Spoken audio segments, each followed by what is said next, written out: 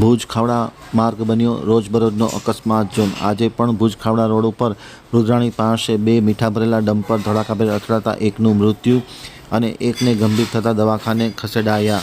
હજે ખામડા આમતક ન્યૂઝ બ્યુરોનો એક વિસ્તૃત અહેવાલ। ભુજ ખાવડા રોડ ઉપર અકસ્માતનો ઝોન બની ગયો છે। રુદ્રાણી નજીક મીઠા ભરેલા બે ટ્રેલર ટ્રાન્સફોર્મર અથડાતા એકનું મૃત્યુ નિપજ્યું અને એકની હાલત ગંભીર જણાવવામાં આવી છે। ખાસ કરીને છેલ્લા કેટલાક સમયથી મીઠાના ઓવરલોડ વાહનો દોડતા હોવાના કારણે રસ્તાનું તો કચ્છરઘાણ નીકળી ગયું છે, પરંતુ રોજબરોજ નાના મોટા અકસ્માતોના બનાવો પણ નોંધાતા હોય છે, પરંતુ તંત્રની ઊંઘ ઉડતી નથી। આવી પરિસ્થિતિના કારણે પરિસ્થિતિ વધુ ગંભીર બનતી હોય છે। ભુજ ખાવડા રોડ ઉપર અકસ્માતનો ઝોન હવે બની ગયો છે।